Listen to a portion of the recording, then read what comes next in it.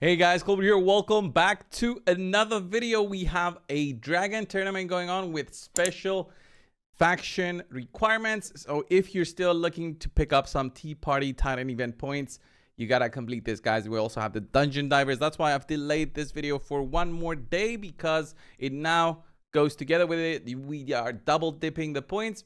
And with this dragon tournament, I'm always there to the 15-25 points needed. I'm like 2 points away because I've made a team. I want to share that team with you, plus all the champions that can be good for this specific tournament. Let's have a look first on my own team, and then I'll show you guys what other champions you can use to beat this. You don't need to complete the hardest difficulty to get this done. You need to have about 1500 energy to do this. So keep in mind, you just drop onto a lower difficulty and beat it there.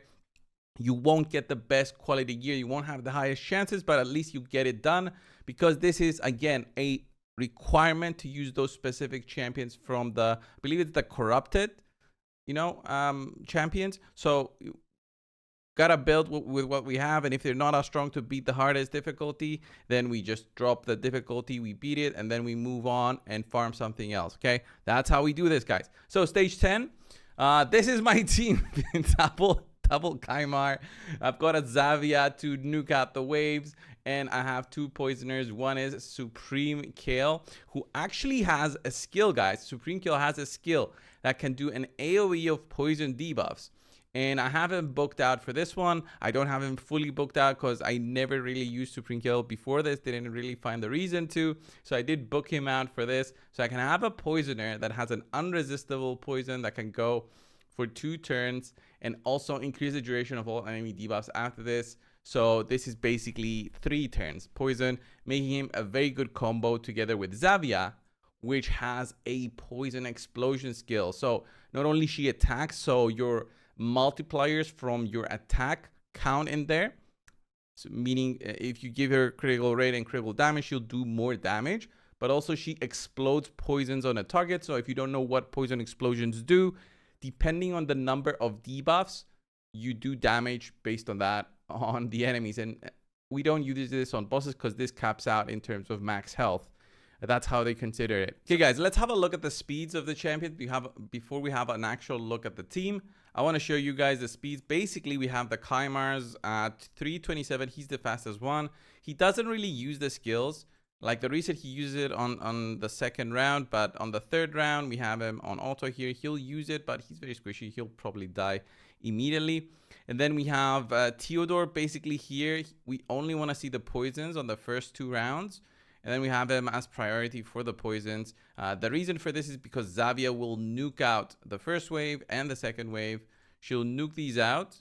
And we basically want her to just do that. And then if we manage to keep her alive, we'll go on the 3rd round and have her do her own poisons. But sometimes she just doesn't survive with these amount of stats.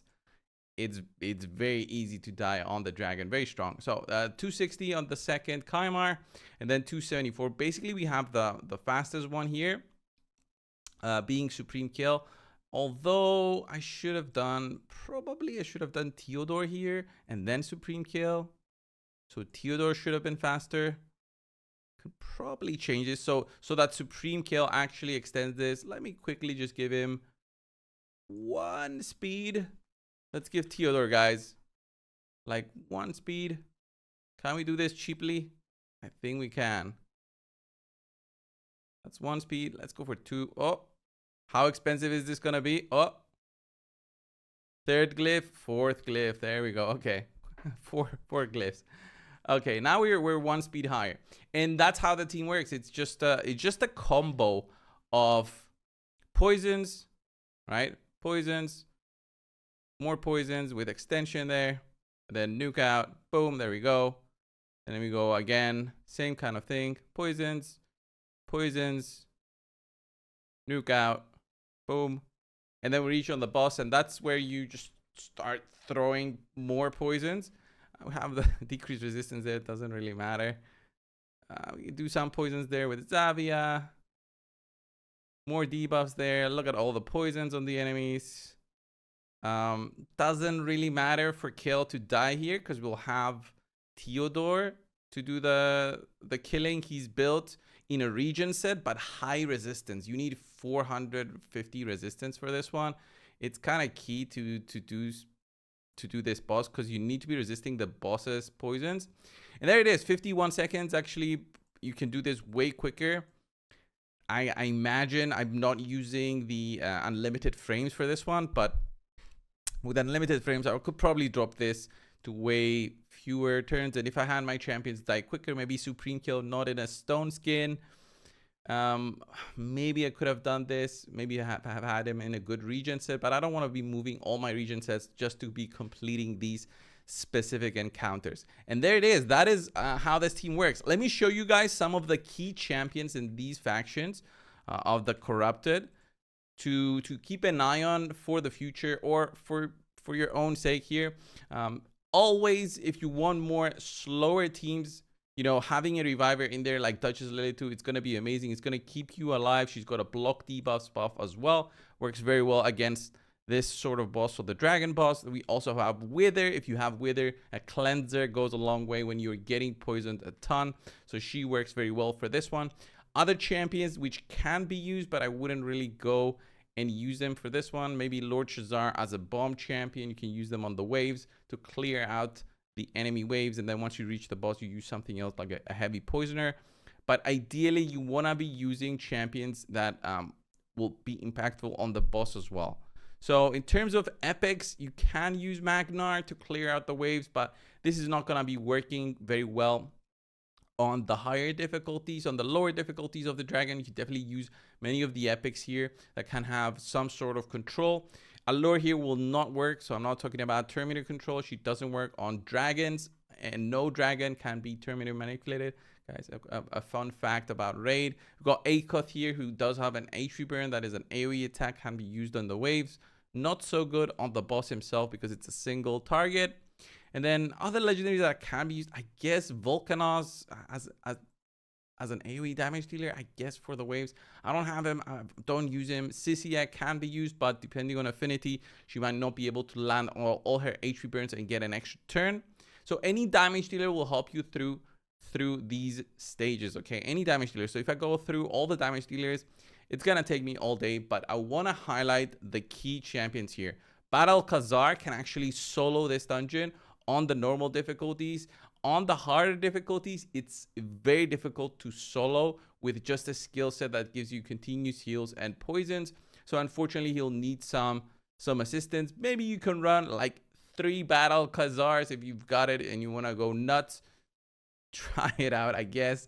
3 Battle Khazars might do it, but you'll still need to have high resistance to be surviving a little bit through the poisons. Although I guess the combo of 3 Battle Khazars will be cleansing each other and keeping you alive that way, and the heals keeping you alive that way. But it's still quite difficult to get 3 Battle Khazars, and not real much use other than just for the dragon.